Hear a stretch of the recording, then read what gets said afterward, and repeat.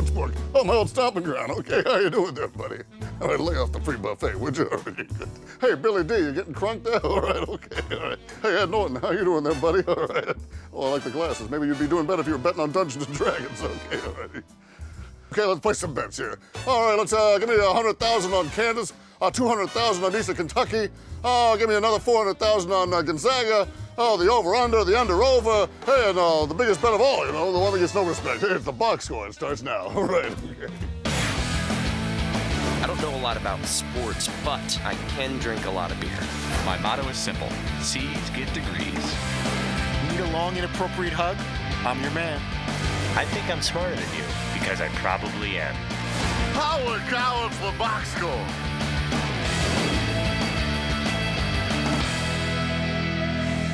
Welcome to the box score. We saw Rodney make some interesting bets there on the tourney games. Mclovin, any entries in the DP Show Bracket Challenge busted with the upsets yesterday? Well, we have one 15 out of 16, Rex Chapman. Then we have two 14s, Jim Parsons and our friend Kevin Frazier. Then it gets really sort of crowded at 13. Everyone in this room has 13 except one Danette. Seton O'Connor, 12. Oh, okay. Well, I'm sure there were some bets on whether you would get that 200 pounds up. Paulie, what were the odds on that? Here's the funny thing, Brock. Nobody bet against Mclovin all week. Nobody wanted to put money against Mclovin. I think people either thought he was sandbagging. I'll tell you, when I went into a gym the other day, he had 135, which is not 200, but he was just pumping it out. And I was like, well, this guy's having to handle this pretty easy. I know it's a big jump, but I would put my money on him. I tried to get someone to take a bet against him right before he went up there, but nobody took it. Oh, okay. Well, DP had his prediction of how it all play out. Here's what he said. This is what I think is going to happen. I think that you already know you can bench press 200. I do think that you're going to play a little bit to the camera and add a little bit more drama, as if you're struggling and it's a monumental feat for you as Revenge of the Nerd, and you could screw it up because of that. Well, Mclovin kind of went away from that. Instead of just saying, I got my easy one here and having no problem with it, he put up 3 more, and that was nuts, because I didn't see that coming anyway. I thought he'd be happy with the one, put it down, and celebrate. Well, we hyped it up all week, and the moment finally came. Let's relive it one more time. Here's Mclovin versus the bench press. This is for all the nerds who did great in math class but couldn't get the girl while they went off to date the quarterback. Someday, many years from now, you may bench 200 pounds on a very popular radio and TV show and get Revenge of the Nerd. Let's do it, boys! All right. Oh, here it comes. Up, down. Go. Ah! Yeah! He did it! Go. Yeah!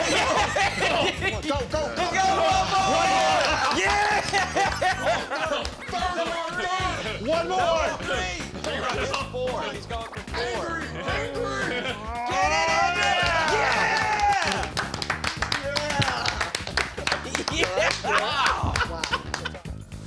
Oh my gosh, dude, I'm so proud of him, man. It was epic. It was like the best moment, man, that I could think of in a while. He's a total hero. And, you know, Dan, I had total faith. I don't know why. I had total faith that Mclovin could get 200 up once. I had no idea. I was shocked that he did 4.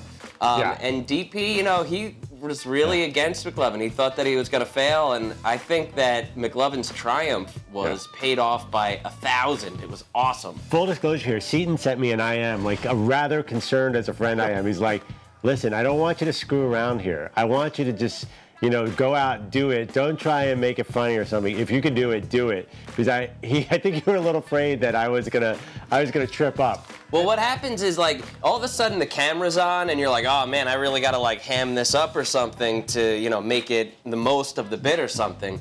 And sort of going off of Dan's play there where he's like, you know, I think Mclovin is gonna mess around here and screw himself up and then not be able to put it up. I was like, dude, just get in there and hammer this thing out. Don't worry about it. Like, the bit is big enough just by you doing it. Don't worry about the struggle and making it more. Just do it. And he said he wanted you to not only fail, he wanted you to fail tragically. He stopped short of saying that he wanted you to get seriously injured.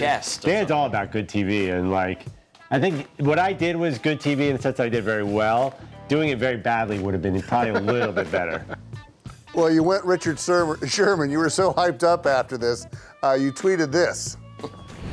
I equals beast. Just bench 200 pounds 4 times. This is for every mathlete who ever lost the girl to the star QB. Yeah. Are you a savior to the nerds? I am like king of the nerds right now. I definitely feel like I wish I could go back in time to my senior year in high school and do this. I think I could have benched about 50 pounds back then. I think you kind of That was trumped Mark impressive. Zuckerberg. I mean, anyone could come up with a website. I mean, come on. Yeah. Mark's actually a pretty strong-looking dude, but I've never seen him put up 200 Were more you times. planning all along to do more than Billions, one? If you yeah. did one easily, all of a sudden you were like I had no idea I was gonna get more. By the way, I'm dressed exactly like Mark Zuckerberg. So I think you're right. I think I'm the new king of the nerds. Well, Mclovin, in high school, did the mathlete and the QB have a girl who was sort of going back and forth? Or is this just... I'm thinking him, but maybe... Well, in my fantasy world, yes, that's how it went down. Maybe him, so I don't great. know, him with the pocket, oh, the calculator. Do I go to prom? I don't know, okay. Oh, it's the mathlete, okay. After the successful lift, there was another side bet made. Fritzy, what was it?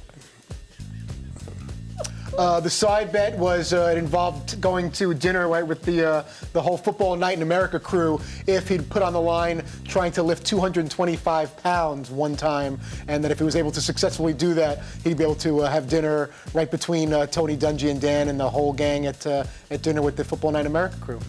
Okay, well, we see you still have your glasses. Let's see how that went. Ready? Go. 1, 2, 3.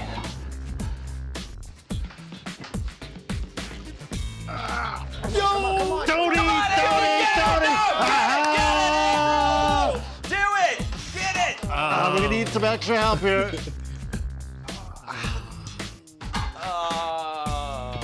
That's a bummer. Oh, Mclovin. Let him go to dinner anyway. Did I just ruin Christmas? No, but it would have been a great story. We could have closed out the show. We hail you as a champion. We carry you off. Oh my God. You ruined the show. God, I can't believe it ended that way. How to end on a negative note. We went into probably my #1 day in the show. I honestly think this was my favorite day in the show until, if I had just gotten that, it probably would have put it over But the top.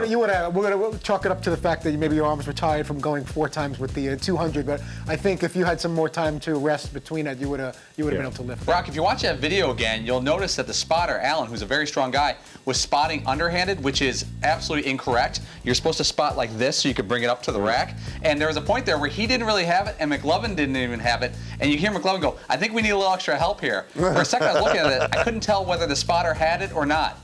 That's absolutely incorrect. Yeah, you need to come over and then bring it back up into that. Well, Mclovin, give your chest a rest, and we'll take a break here. Coming up, the guys are not only lifting weights, but getting their groove on today. Plus, we'll break down an odd NCAA tourney tradition that's sweeping the nation. Stick around.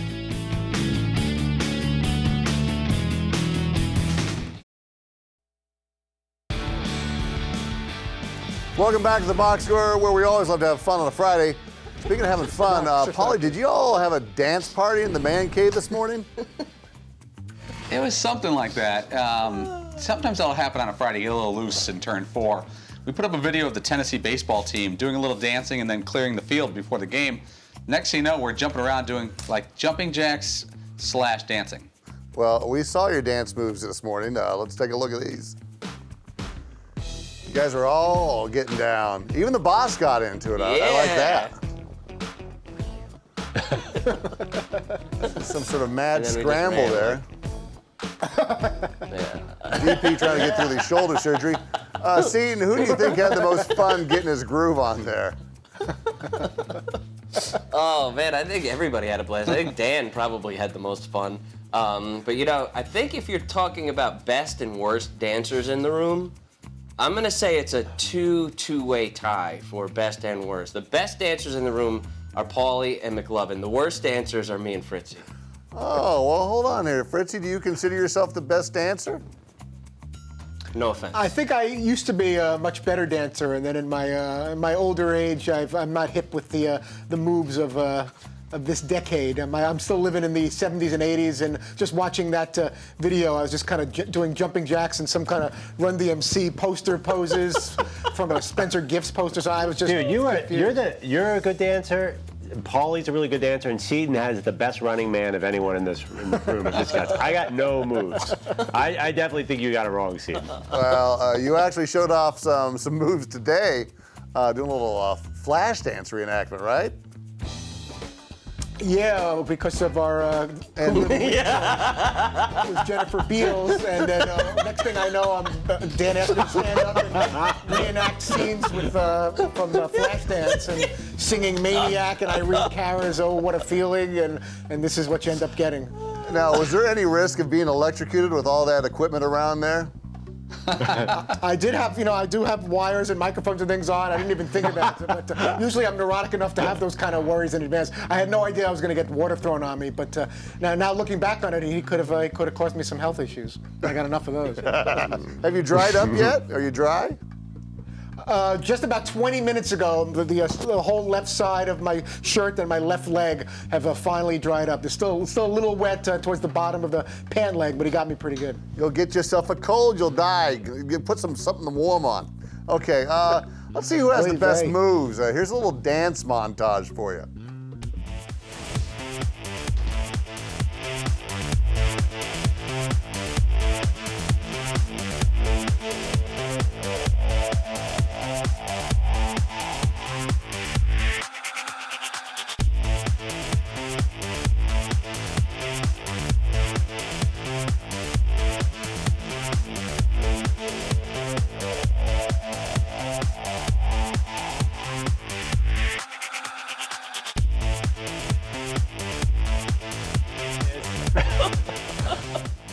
Oh my God. What's weird about that is I don't remember what any of those dances were for. Like, what was the topic of sports we were talking about at that juncture in the show that you would be going like this? So strange that we won't I don't understand. Doing that stuff. I mean, Fritzy, I got to ask, what does Kate Upton smell like? I mean, you're that close to her.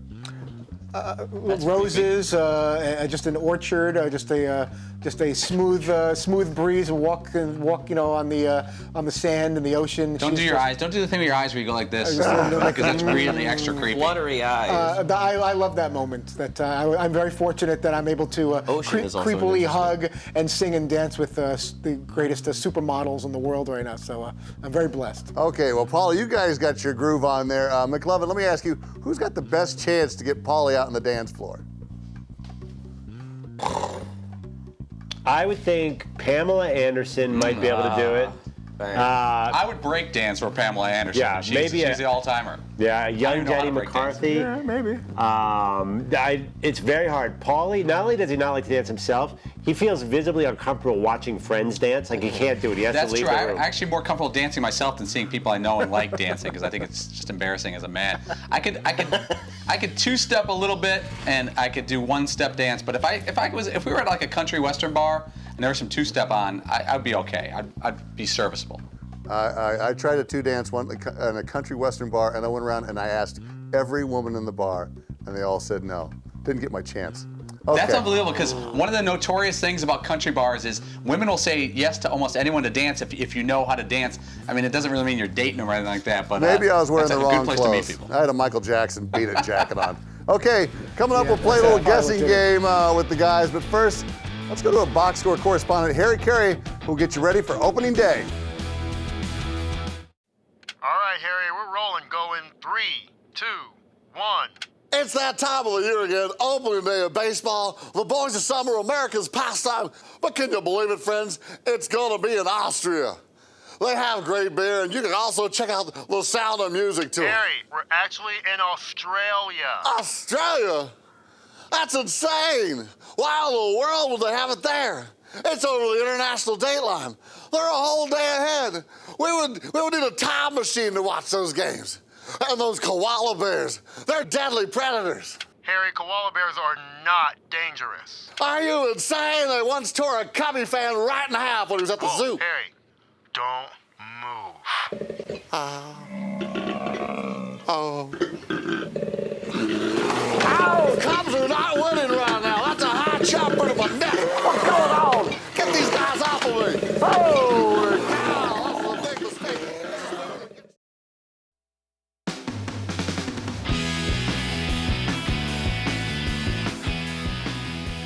Welcome back to the box score. Speedy recovery to our baseball correspondent. It's time to play a little guessing game we like to call.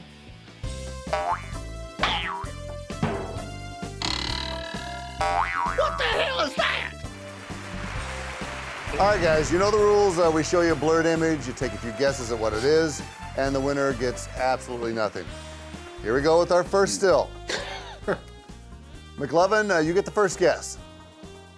That looks like Fritzy flexing with Broncos gear on. You Tebow are jersey. absolutely correct. That's the easiest one you've ever given us, Brock. Of course, 50% of your pictures are Fritzy flexing in some form or another. Okay, let's try our second image, please. Let's go to Paulie. What's your guess? I don't think there's a lot of black there. Me wrestling Mclovin? Let's go around. Any more guesses? Incorrect? Looks like somebody maybe doing a push-up. Close, but no cigar. Seaton reaching for something under the desk or cracking up that's knocking him off his chair. It almost looks like my bench press from today, but it's too black. Okay, let's clear it up a little bit. Fritzy, any guess? Ooh, looks Oh. like a black bear came running into the studio and it was attacking all of us. I think it's Dan lunging, or maybe Dan Lunging playing for a basketball. loose ball? Yeah, or maybe hitting Seaton in the man region during a basketball game, something like that. All very close. What else? I don't know. It's somebody on the floor doing something. Okay, let's see what it is. I really don't know. It's Mclovin doing push-ups. We're close. Probably preparing for his bench press today. We're not done yet. Here's another one for you. Back row, kick us off here. Fritzy, you want to take a crack at it? I'm going to say the supermodel's paying a visit to the man cave. I have no idea what that is. I like yet. where your head's at. No. Dan crushing an audible L. No. I'm gonna say it's two supermodels at a Super Bowl set in New York City. No. I'm gonna go Jay Glazer choking me out on that carpet in New Orleans. Like You I said, are two supermodels. absolutely correct. It's Paulie being choked out. Okay. There it is. Do we got one more Well here? done. Got out of all. I saw a lot of baldness. Okay, this is the last one here. Let's take a look at this one. Paulie, what do you think this I know is? what that is. Yeah, I think I got this. I think it's Mclovin sitting in his Greg McElroy Alabama jersey. I'm gonna go ahead and say that that's me wearing a white women's sweater, or a red women's sweater. Oh, very nice. On the button, he gets it. Oh, he is I'm a sorry, modern those woman. legs, He man. is I a saw modern those woman. cut right through. Would be Can you Friday. It's like that. Can you obscure it more? It would be a Friday with a little something for the ladies. That seat showed off his leg, of course. Wow. Okay, guys. The whiteness. Coming up, we'll wrap things up here in the box score.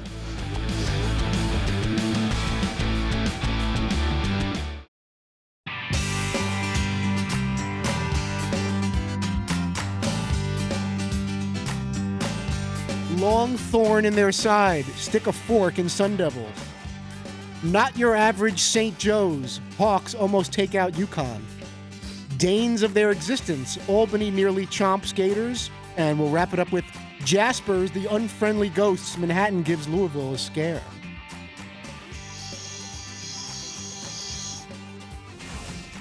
Welcome back to the box score. I'm here at the box score bar. The tournament brought out those mock headlines, but I've been told they also have been known to bring out an odd ritual. Paulie, you got the scoop? Yeah, it seems like every couple of years a story pops up that researchers say that men get vasectomies around the NCAA tournament because you could have 4 or 5 days off at home to recover and just watching the games. And I'd be, not for me, but what do you think, Brock?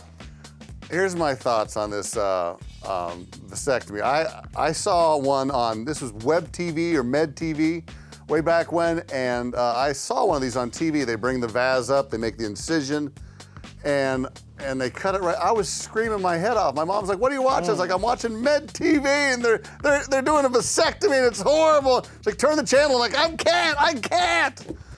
I am opposed to these, and I love that Billy Baldwin refuses to get one, even though he's married to China Phillips, and that's where I stand on these.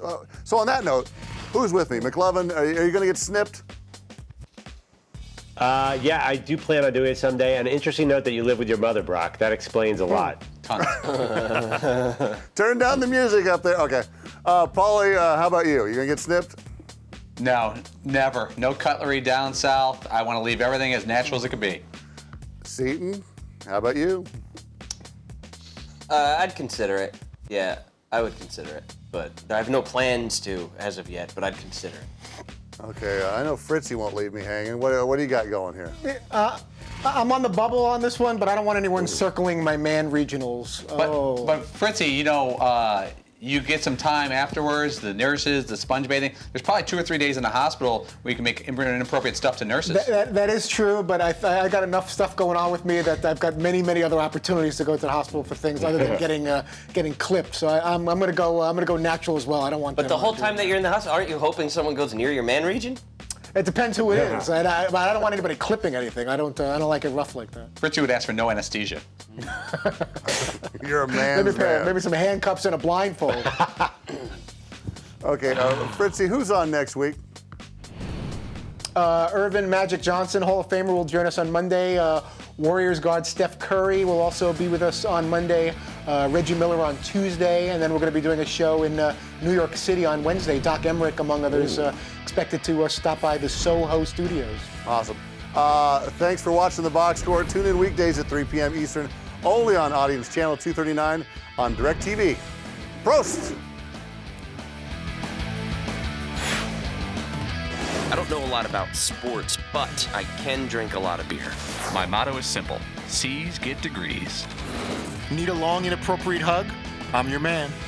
I think I'm smarter than you, because I probably am.